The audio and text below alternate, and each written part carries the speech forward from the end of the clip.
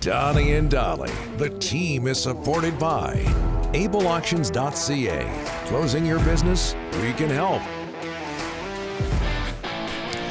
It is Wednesday, and all of our guests today, including Jeff Paterson, standing by, brought to you by our title sponsor, Able Auctions, ableauctions.ca.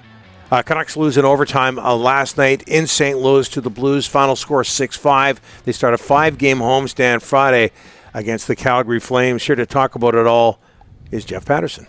How are you? I'm good, Donnie. I'm looking forward to talking about the Canucks defense crumbling like a scone last night in St. Louis. And let me say my problem with scones, and I don't mind a good scone, but it's the consumption rate. Let's be honest. It's 65% in your mouth, 35% on the floor. And I say the floor because there are no guys that actually use a plate when they're eating like that. So you only really get about 2/3 of any scone. The rest of it just crumbles and it's on the floor, and then it's a big mess.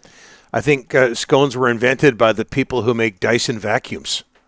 I think Dyson vacuums. That fell kind of flat. Let's move on to the Canucks and Blues here. So defensive problems for the Canucks last night. I think we can all agree on that. First time in a long time. Was that the law of averages at work, Jeff, or something more serious?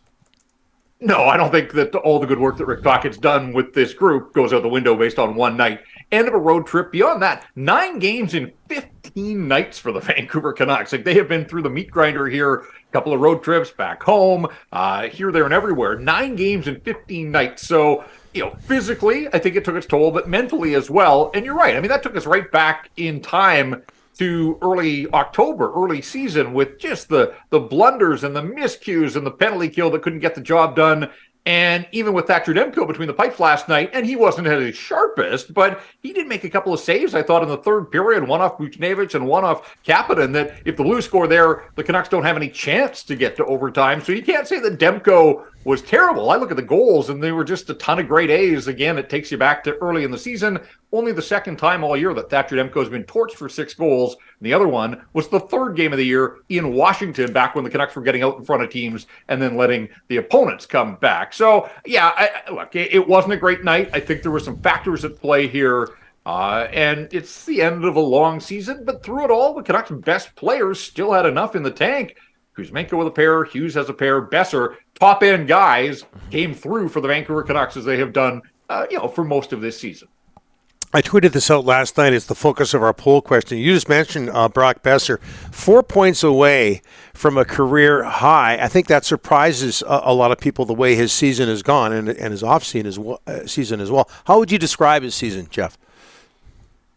Yeah, disappointing and frustrating, I think, only because he's showing us some glimpses, but overall, so far short of that stated 30-goal total that, when I asked him at training camp in Whistler, and he looked me in the eye and said, this is the year, for the longest time, it didn't look like he was even going to get halfway there, but he's scored in 3 straight games now, so he's up to 16 goals, an outside chance of a 20-goal season. Donnie, when you talk about surprises, how about this one?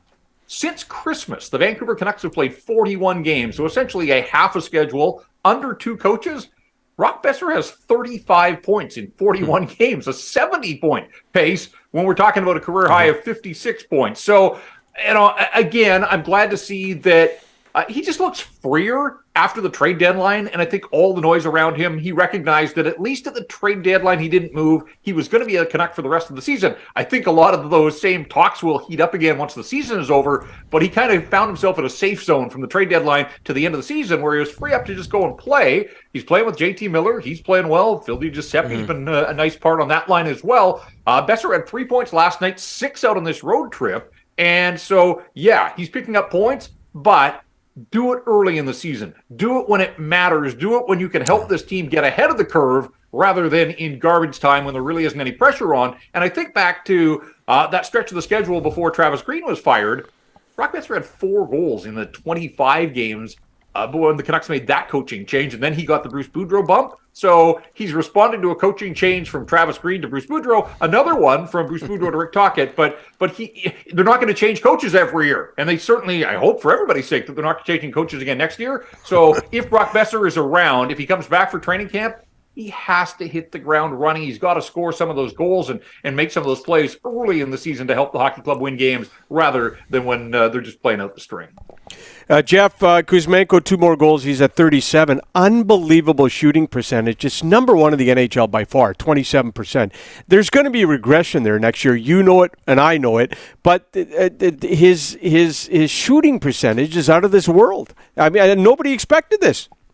Right. He's not going to be a 30% shooter for his career, but he is going to be a guy, I think, that always runs with a higher than usual shooting percentage because of all of the blue paint goals that he scores, all of the tap-ins and the goal crease goals. I mean, he's an absolute finisher in front of the net for, he's not the biggest guy in the world, but there's a skill to getting to those right spots, standing your ground, taking a beating in front of the net. And for a first-year guy, he has really done a nice job of that. And then the other thing is he doesn't waste shots. Like he's not a volume shooter. Like he's not a guy that's going to come out of a game with 5 and 6 shots. I still think he thinks of himself as a playmaker. I know JT Miller a couple of weeks ago said, like, when this guy figures it out and realizes that, like, this shot can be a weapon, it's not just all the close-in goals and the deflections, that he can beat goaltenders from distance. The second goal last night, Paterson does almost all the work, but, man, was that an example of the chemistry that Paterson and Kuzmenko have forged. Tyler Myers with the center drive, and Paterson that looked like Henrik Sedin just laying that puck into space.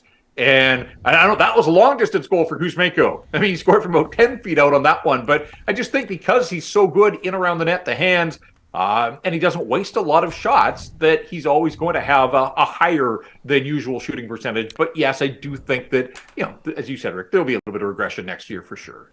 Jeff, you tweeted about one of our favorite players, Burroughs. He got in another fight last night with Neighbors. He's a UFA. The Canucks have not called his agent yet. They've talked to 4 other defensemen in the last 4 weeks, but they have not talked to Kyle Burroughs' agent yet. Is he a player you want to see back?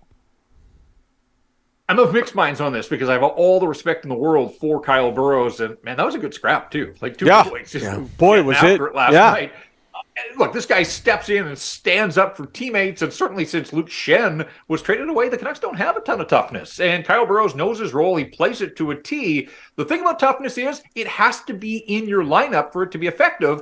And this is a guy that's only played half the games for the Vancouver Canucks this season. And I think back to last week when, he was summoned from wherever he was and he had to come racing into the building and have a staffer park his car because he was supposed to be a healthy scratch while Noah Juulsen played. So, like, when Noah Juulsen's been here, Kyle Burroughs hasn't always been able to crack the lineup. Now, the right side of their defense core is obviously in a state of flux. Filip Hronek is going to be here next year.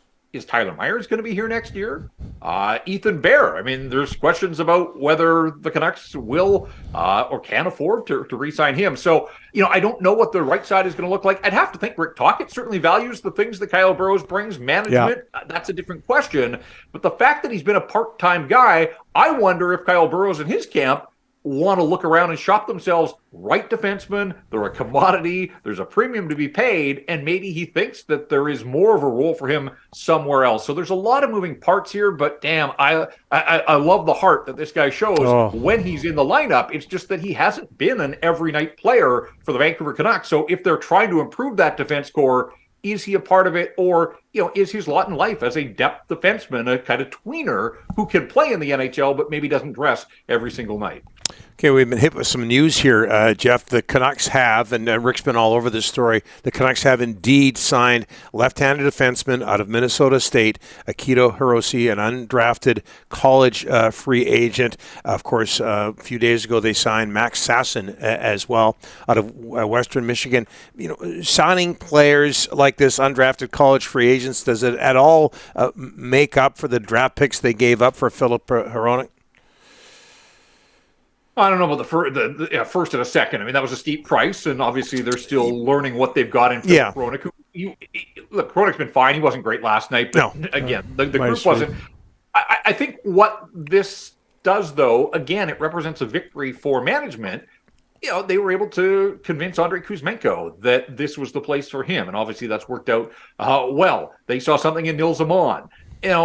They're doing a nice job, whatever it is that they are selling to these players. Aiden McDonough was a draft pick, but they still had to convince him that the Canucks were the place that he wanted to be. And so, these are wins. They're low-level wins, but for a team that hasn't drafted particularly well, to be able to add these players, no acquisition cost, look, the pipeline needs help. We've said that for a long time, and so all of these represent small W victories, I think, for the Vancouver Canucks, but adding players to the system. Now you let your player development group and the coaching staff down in Abbotsford. I don't know what they're going to do with Hirose. Has that been announced? Is he going to Abbotsford, or is he going to get an opportunity to play here and burn a year off his first contract? Whatever the case, this team, they need all the help they can get on the back end. I mean, I still would like them to find a few more right shot defensemen to bring into the system. And obviously, there's a gaping hole at third line center. They're not going to get that through college free agency, but they are filling around the fringes. And so I think these represent victories for management, that they're selling a plan and that players and their advisors are buying in. We're sending a scone your way, or scone, or whatever, however you pronounce it. I think you went with scone. Yeah. I'll make sure I have the Dustbuster handy. Okay, awesome. What happened to Dustbusters? Yeah. You know what happened? They weren't very good. I don't think they make them anymore. Maybe they do. I don't know. Jeff, thanks for this. We'll talk to you next week. All right, guys. Thanks.